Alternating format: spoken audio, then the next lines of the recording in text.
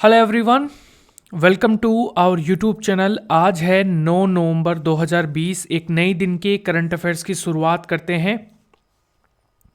आज का आपका पहला क्वेश्चन है PSLV यानी कि polar satellite launch vehicle C49, ये एक रॉकेट होता है।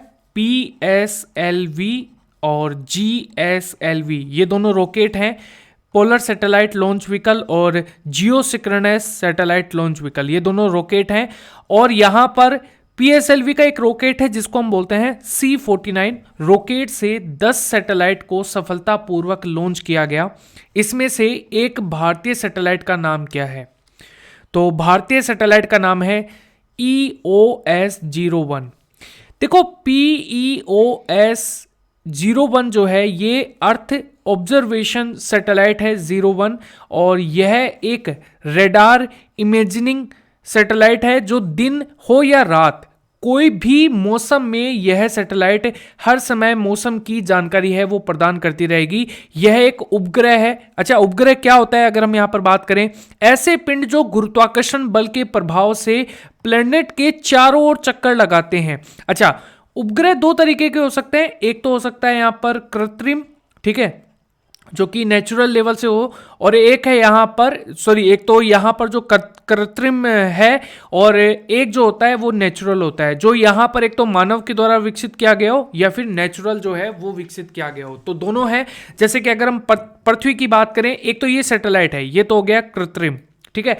अगर हम यहां पर नेचुरल सैटेलाइट की बात करें, प्राकृतिक बात करें, तो वो है चांद, चंद्रमा, ठीक है, मून। तो ये भी याद रख सकते हैं। अच्छा, अगर हम इंडिया के सबसे हैवी सैटेलाइट की बात करें तो वो है GSAT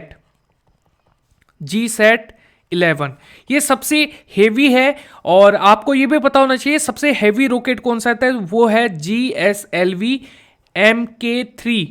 इसको हम बाहुबली भी बोलते हैं, ठीक है। GSLV geo synchronous satellite launch vehicle MK3 Bahubali. किसने PSLV C49 रॉकेट से 10 सैटेलाइट सफलतापूर्वक लॉन्च किया है? तो ये किया है ऑप्शन नंबर C आपका करेक्ट है यहां पर, इसरो, ठीक है। तो ये चीज आपको यहां पर याद रखना है। DRDO इंडिया की डिफेंस जो रॉकेट हैं वो जो यहां पर लॉन्च करते हैं। इसके अलावा यहां पर सफलतापूर्वक परीक्षण करते हैं, फिर जो रॉकेट बनाते हैं जो डिफेंस के रिगार्डिंग काम करते हैं इंडिया की, ये नासा है, अमेरिका की सैटेलाइट है, मतलब अमेरिका की स्पेस एजेंसी है। स्पेस एक्स जो है ये USA की प्राइवेट ऑर्गेनाइजेशन है जिसके मालिक हैं एलोन मस्क, ठीक है। इन्हीं की एक और कंपनी है, कार की है। आपको पता होगा कि जो पृथ्वी है इसके कार चक्कर भी लगा रही है, जो कि एलोन मस्क की टेस्ला मोटर्स जो है उन्होंने लॉन्च की थी। इसरो की बात करें, इसरो ने PSLV polar satellite launch vehicle C49 के जरिए 10 उपग्रह को लॉन्च किया है। ये लॉन्च जो है ये श्रीहरिकोटा जो सतीश धवन स्पेस सेंटर है वहां से लॉन्च किया गया। इसमें से जो 9 अंतरराष्ट्रीय सैटेलाइट हैं और इसमें से एक जो है वो है यहां पर भारत की सैटेलाइट जिसको नाम है EOS, ठीक है। अगर हम इसरो की बात करें तो इसरो जो है यह है इंडियन स्पेस रिसर्च ऑर्गेनाइजेशन, और आपको पता होना चाहिए भारत की एजेंसी है, स्पेस एजेंसी है। मुख्यालय है बेंगलुरु, कर्नाटक में। स्थापना हुई थी 15 अगस्त 1969 को, और स्थापना हुई थी यहां पर। संस्थापक थे विक्रम साराभाई, अध्यक्ष हैं वो है के सिवान। HDFC बैंक के मुख्य सूचना अधिकारी के रूप में किसे नियुक्त किया गया है? यह किया गया है option number A Ramesh Lakshmi Narayan. Ramesh Lakshmi जो नारायण है ये मुनीश मित्तल की जगह लेंगे। और HDFC की बात करें, हाउसिंग डेवलपमेंट फाइनेंशियल कॉरपोरेशन जो है यहाँ पर फाइनेंस कॉरपोरेशन है। इसकी स्थापना जो है ये अगस्त 1994 में हुई थी, और मुख्यालय है मुंबई महाराष्ट्र में। अध्यक्ष है यहाँ पर CM वासुदेव, और MD CEO है शशिदत्त जगदीशन। टैगलाइन है वी अंडरस्टैंड योर वर्ल्ड। राष्ट्रीय कैंसर जागरूकता दिवस, नेशनल कैंसर अवेयरनेस डे 2020 कब मनाया जाता है? तो ये मनाया जाता है 7 नवंबर को। इस दिन को पहली बार 2014 में केंद्रीय स्वास्थ्य मंत्री डॉक्टर हर्षवर्धन द्वारा घोषणा के द्वारा मनाया गया था। इस दिवस को मनाने का उद्देश्य है कैंसर के लक्षणों और उपचार के बारे में लोगों को जागरूक करना है। विश्व कैंसर दिवस 4 फरवरी को मनाया जाता है। अमेजन इंडिया ने किस शहर में अपना पहला all woman virtual customer service centre जो है वो यहाँ पर साइट जो है वो यहाँ पर शुरू करने की घोषणा की है? तो ये की है डी करेक्ट होगा। यहाँ पर बेंगलुरु ने अमेजन इंडिया है, इन्होंने यहाँ पर अपना पहला all woman virtual customer service centre शुरू करेगा। यह जो साइट है ये अमेजन इंडिया को उन महिलाओं तक पहुंचाने में सक्षम बनाएगा जो घर घर से काम करना पसंद करती हैं, जिससे महिलाओं के कैरियर के अवसरों को बढ़ाया जा सके। बेंगलुरु शहर कर्नाटक राज्य में स्थित है।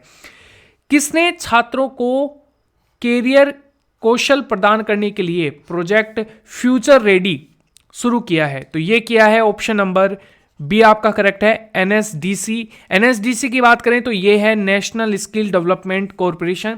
इस प्रोजेक्ट का उद्देश्य छात्रों के कैरियर संबंधी मार्गदर्शन और देकर कौशल विकास करना है, छात्रों के अच्छे भविष्य के लिए डिजिटल शिक्षा प्रदान करना है, रोजगार के अवसर उपलब्ध कराना है।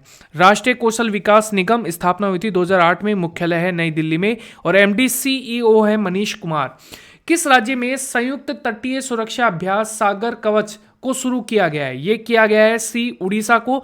उड़ीसा के पारादीप तट पर 2 दिनों तक चलने वाला संयुक्त तटीय सुरक्षा अभ्यास जो है यहाँ पर सागर कवच, इसको शुरू किया गया है और इस अभ्यास का उद्देश्य सेनाओं की सैन्य शक्ति का प्रदर्शन करना है और हमलों और युद्ध जैसी स्थितियों से निपटना है। उड़ीसा की बात करें, स्थापना हुई थी 1 अप्रैल 1936 की।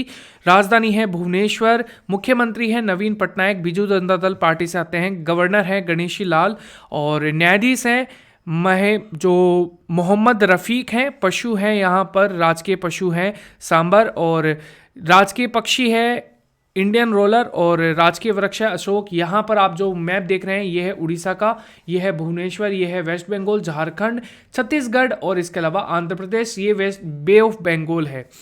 नमामि गंगे परियोजना के नए ब्रांड एम्बेसडर कौन बने हैं? तो ये बने हैं चाचा चौधरी। तो ऑप्शन नंबर आपका बी करेक्ट होगा। नमामि गंगे परियोजना का उद्देश्य गंगा नदी में प्रदूषण को कम करना और गंगा नदी का संरक्षण के लिए प्रति लोगों को जागरूक करना है ताकि गंगा नदी को प्रदूषण मुक्त बनाया जा सके। चाचा चौधरी यह एक लोकप्रिय भारतीय कॉमेडियन पुस्तक के चित्रण है और जिसकी रचना कार्टूनिस्ट प्राण कुमार शर्मा ने की थी। किस राज्य में कुपोषण बच्चों के स्वास्थ्य की स्थिति में सुधार के लिए मिशन संपूर्ण पहल शुरू की गई है? ये की गई है ऑप्शन नंबर ए असम। इस पहल के तहत कुपोषण बच्चों के स्वास्थ्य की स्थिति में सुधार करना और महिला सशक्तिकरण को बढ़ावा देना है। असम की बात करें, राजधानी है दिसपुर, मुख्यमंत्री है सर्बानंद सोनोवाल, गवर्नर है जगदीश मुखी, मुख्य न्यायाधीश है अजय लांबा और 2 पड़ोसी देश भी हैं यहाँ पर, भूटान और बांग्लादेश। जो लोकसभा सीट हैं 14 हैं, राज्यसभा सीट हैं 7 और विधानसभा 126 है।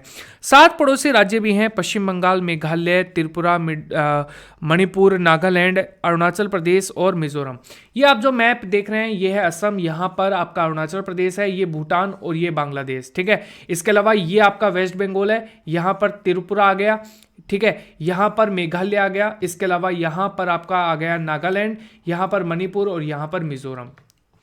किस भुगतान कंपनी ने केवल हांडा को अपना स्वतंत्र निर्देशक नियुक्त किया है? ठीक है, तो यहां पर है सी आपका करेक्ट है। जो होंडा है इसको यहां पर सी, भारत पे जो है वो आपका यहां पर करेक्ट होगा।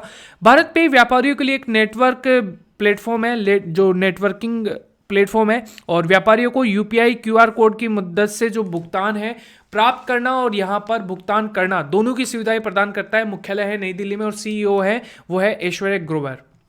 किस राज्य में दुनिया का सबसे बड़ा हाथी देखभाल केंद्र स्थापित किया जाएगा? तो यह किया जाएगा ऑप्शन नंबर ए केरल में। केरल की बात करें, राजधानी है तिरुवनंतपुरम। फॉर्मेशन इसका हुआ था 1 नवंबर 1956 को। मुख्यमंत्री है पिनराई विजयन, राज्यसभा है Arif Mohammed Khan, legislative assembly 141 seats है, 20 है लोअर और 9 है अपर, 14 है number of districts. Chief justice of India है जस्टिस मणि कुमार और भाषा है मलयालम और इंग्लिश। ये जो आप मैप देख रहे हैं ये है केरल, यहां पर तमिलनाडु है, यहां पर कर्नाटक है। Swami life and skill through the lens of Ramayana नामक जो पुस्तक है ये किसके द्वारा लिखी गई? ये लिखी गई है ऑप्शन नंबर ए आपका करेक्ट होगा। यहां पर रुलामदी श्री राम चक्रधर ने लिखी है। गुवाहाटी उच्च न्यायालय के मुख्य न्यायाधीश किसे बने हैं, कौन बने हैं? तो ये बने हैं ऑप्शन नंबर डी। जो न्यायमूर्ति हैं संजय कुमार मेघी और न्यायमूर्ति है नानी तागिया और न्यायमूर्ति है मनीष चौधरी। तो ये गुवाहाटी उच्च न्यायालय के मुख्य न्यायाधीश के रूप में यहां पर चुने गए हैं। अगर हम बात करें मिस यूनिवर्स ऑस्ट्रेलिया 2020 का खिताब किसने जीता है? ये जीता है मारिया याटिल। रिलायंस इंडस्ट्रीज लिमिटेड की रिटेल यूनिट में सऊदी अरब की पब्लिक इन्वेस्टमेंट फंड PIF कितने प्रतिशत हिस्सेदारी करेगी? तो ये करेगी 2.04%। रिलायंस इंडस्ट्रीज जो है यहाँ पर सऊदी अरब की पब्लिक यहाँ पर इन्वेस्टमेंट फंड जो है यहाँ पर रिटेल यूनिट जो है ये 2.4% हिस्सेदारी है वो 9,555 करोड़ रुपए में निवेश करेगी। और रिलायंस इंडस्ट्रीज की बात करें तो इसकी स्थापना 1973 8 मई को हुई थी। मुख्यालय है मुंबई महाराष्ट्र में और संस्थापक है धीरूभाई अंबानी। चेयरपर्सन है यहाँ पर मुकेश अंबानी। आज का आपका टेस्ट का क्वेश्चन है हॉकी इंडिया के नए अध्यक्ष कौन बने हैं? आपको ये कमेंट सेक्शन में बताना है। सभी लोग कमेंट करके बताएंगे।